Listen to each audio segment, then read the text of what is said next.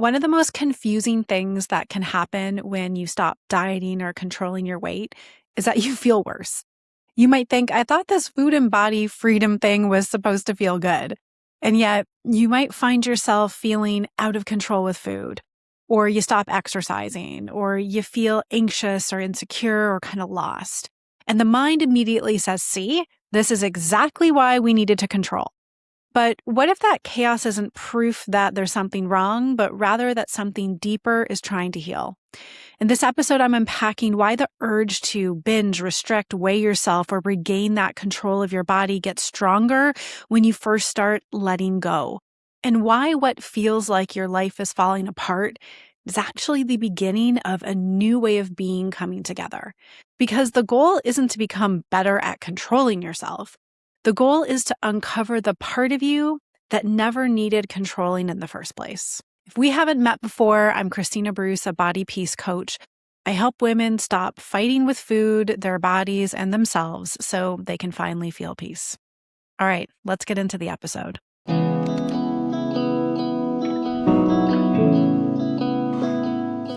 Why do we start dieting or controlling our weight and body in the first place? I think there's three main reasons. The first one is that we are doing it to feel more worthy. We have learned through our culture that a smaller body is better. We're told it's more attractive, and we get this idea that if I'm smaller, if I look more beautiful, then I'm going to be more accepted, more loved, and more valuable. And so controlling your body and your weight is one of the ways that we do it in a culture that values thinness. If you had parents who were dieting and you just learned this is the way you eat and this is what you were focused on, perhaps you might remember accompanying your mother to a Weight Watchers meeting like I had done when I was a young teenager. It was just the thing that you did.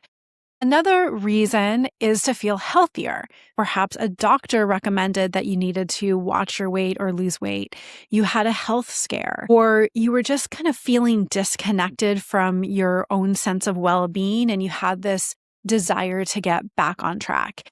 And diets and exercise programs, that is what is on offer in our culture. And this third one, which I don't think is very conscious, this is often more subconscious, it was a way to control their life, a way to feel in control. So in some other areas of life, it felt chaotic. There was things they couldn't control.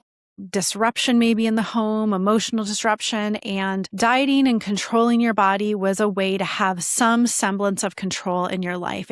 Dieting ends up becoming this feeling of safety and emotional regulation.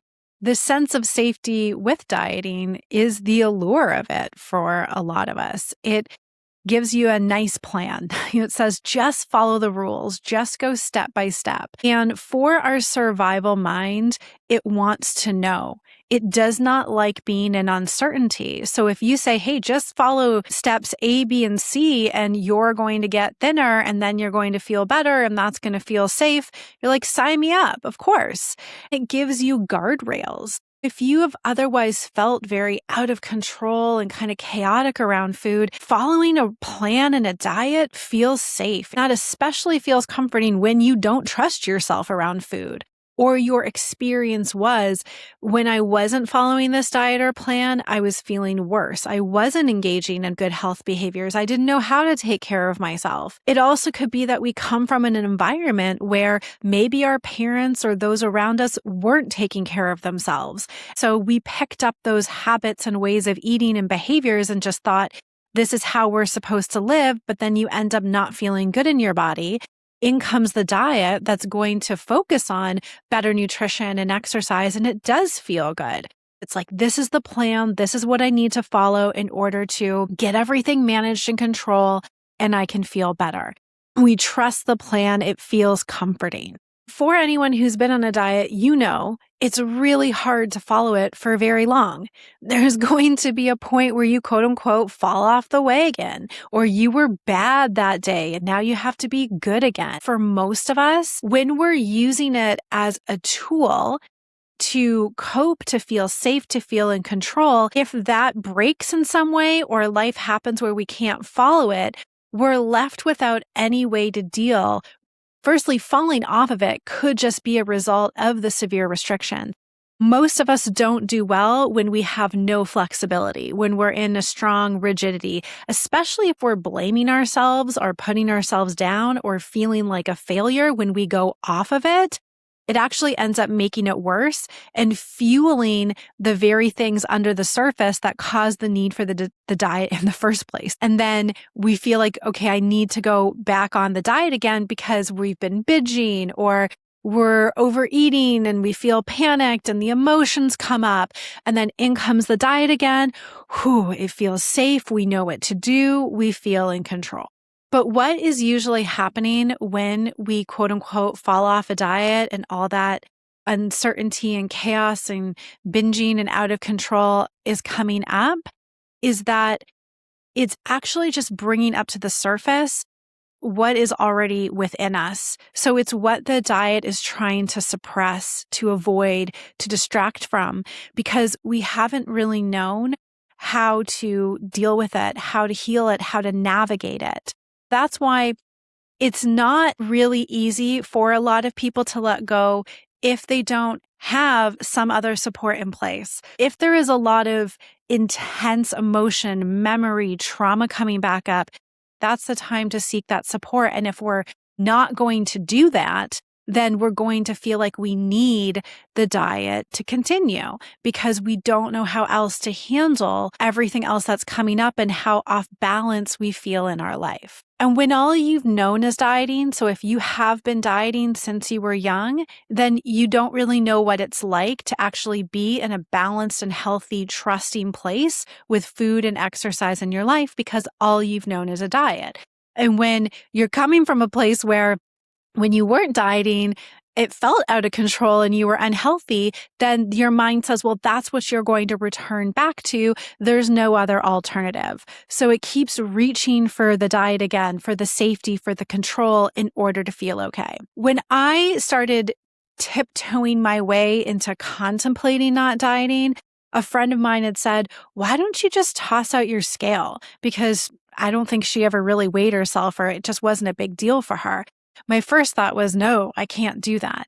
It took a good year for me even being open to the concept of intuitive eating and health at every size. I started listening to a lot of podcasts in the same vein to realize that it was possible to be able to live a healthy, happy life, not dieting. When I was dieting, it really did not seem like that was possible. And finally, when I hit my breaking point, was about to start this super restrictive diet and realize I just can't live like this anymore. That's when I had the courage to say, okay, now I really need to let go. And the scale was gone. But even then, although the scale didn't come back, as I was starting to just let myself eat as I wanted to, let myself relax with exercise, I got scared. And I started negotiating with myself and said, maybe if I'm just not as strict this next time, I can find this quote unquote happy medium with my dieting. I used to be a calorie counter. So I said, well, what if I just increase the amount of calories that I eat, but then still kind of keep it under this particular number?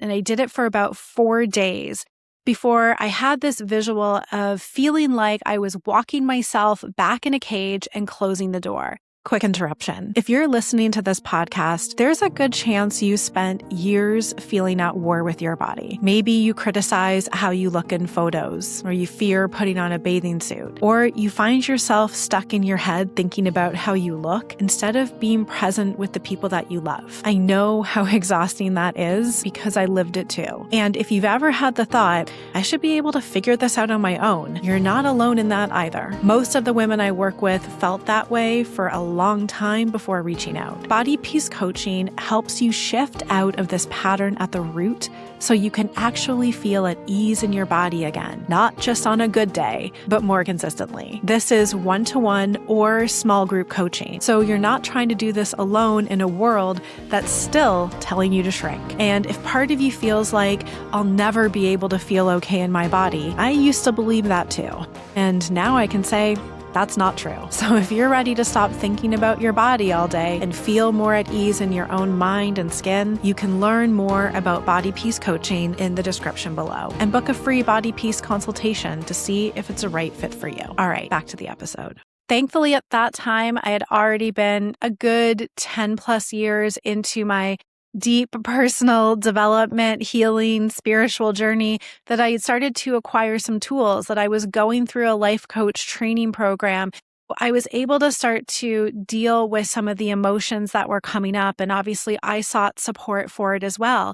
Because when we let go of that control, everything that we've been trying to control, really the root cause of why we started dieting in the first place, comes up.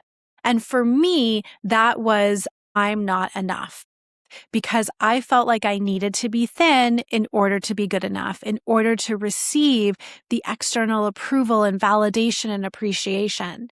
And so that came to the surface. I needed to be able to have the tools and the support and the practice and guidance to work through what was coming up for me there.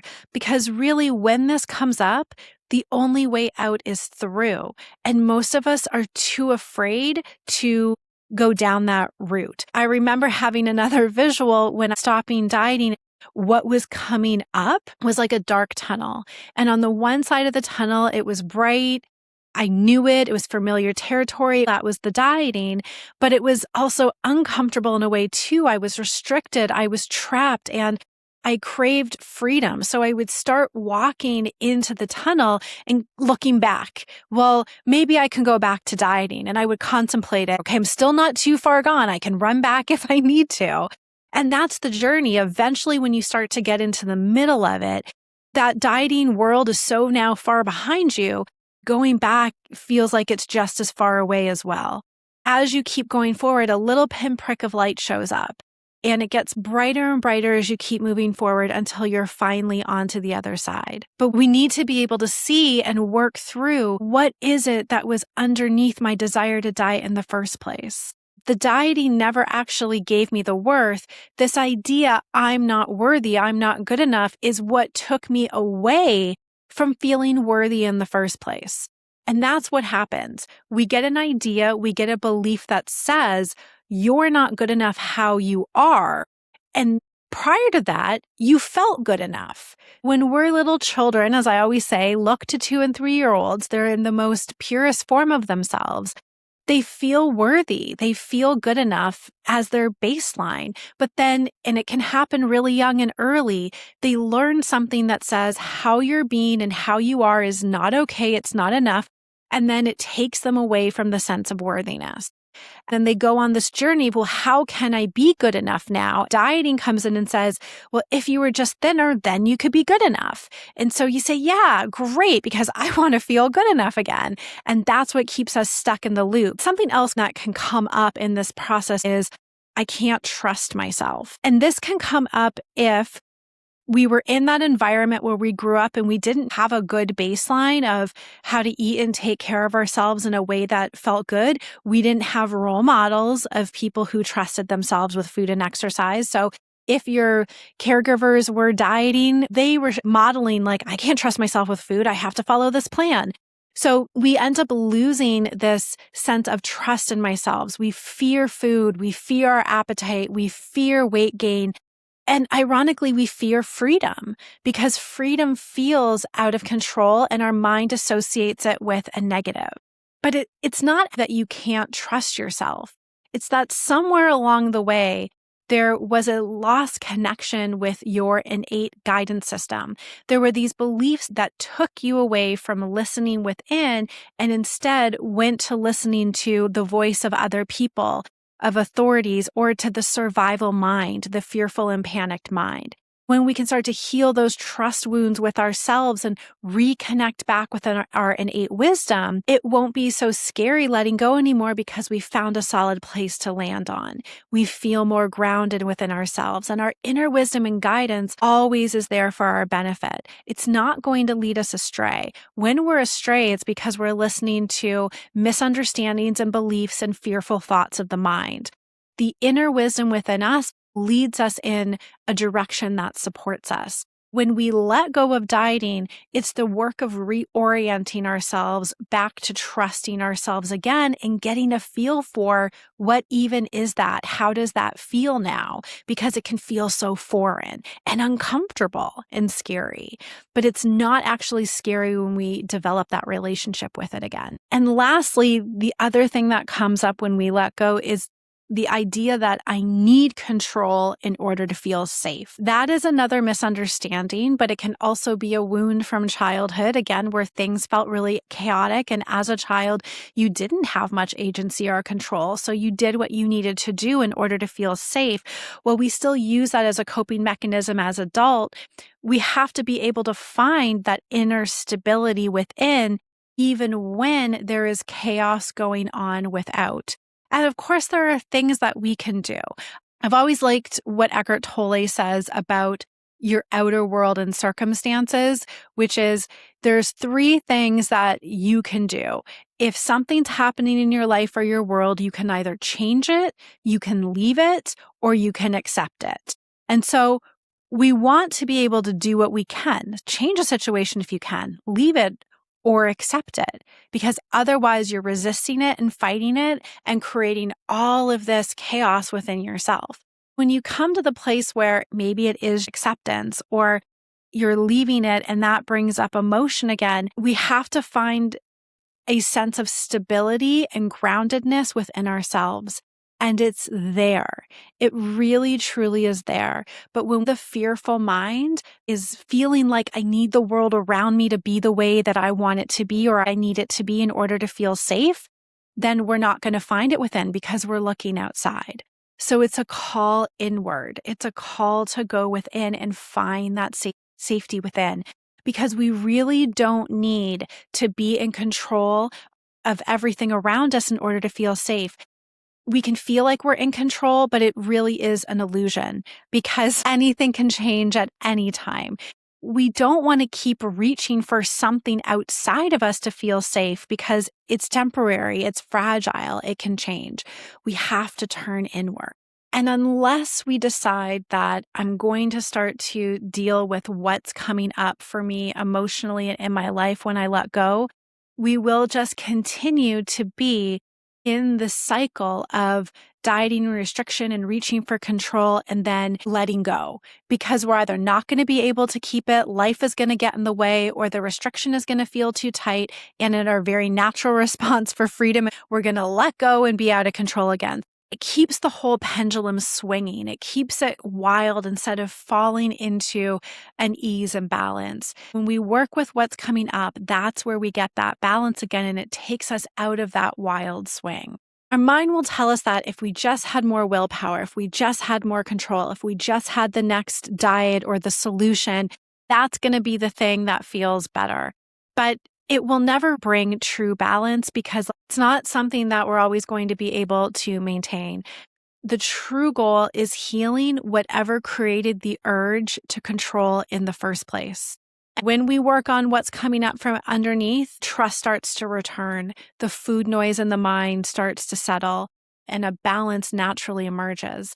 But it doesn't happen like at the flip of a switch, although I know we all really want that. We want it to just be over. But it's often a process that unfolds over time. It can take months, it can take several years to really get to a place where you feel stable in it. But this is a fundamental shift in the way of your being. We can't rush it. We need to have some patience with it. That's actually where we're going to find the trust and the freedom and the healing, is when we can see that I am okay in this moment, even though I might be feeling discomfort, even though things around me might be a bit chaotic. And that's the beauty of it. It ends up leading you towards a path of unshakable safety and trust within yourself. The body peace path is so much more than just ending the constant mental noise about food and fear in your body. It's really a portal into safety, freedom, trust, ease, and authenticity within yourself.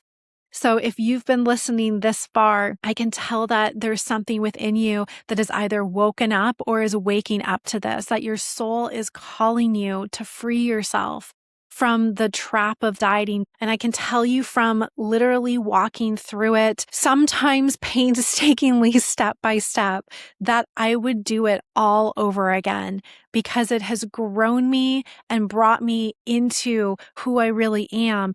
Before all the beliefs that I had taken on that had said, I'm not enough, I can't trust myself, I'm not safe, because I know now the place to look and it's always within. I hope this episode supported you in seeing that just because it might be feeling bad when you stop dieting doesn't mean that you're wrong. It doesn't mean that things are getting worse. It actually means you're at the beginning of something new starting to happen.